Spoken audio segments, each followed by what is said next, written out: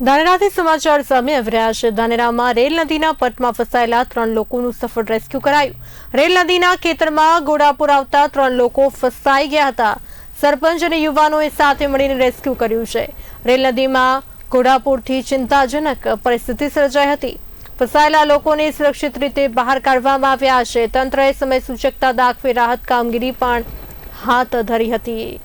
ભારે વરસાદને કારણે રેલ નદીમાં ઘોડાપુર આવ્યું હતું। ધાનેરામાં ભારે વરસાદને લઈને અનેક વિસ્તારોમાં વરસાદી પાણી ભરાઈ ગયા છે। ત્યારે ઉપરવાસમાં પડેલા ભારે વરસાદને કારણે રેલ નદીની સપાટીમાં વધારો થયો હતો।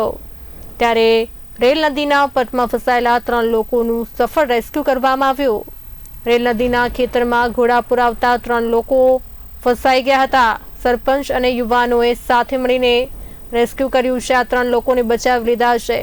રેલ નદીમાં ઘોડાપુરની ચિંતાજનક પરિસ્થિતિ સર્જાઈ છે। ફસાયેલા લોકોને સુરક્ષિત રીતે બહાર કાઢવામાં આવ્યા। તંત્રએ સમય સૂચકતા દાખવી રાહત કામગીરી હાથ ધરી હતી।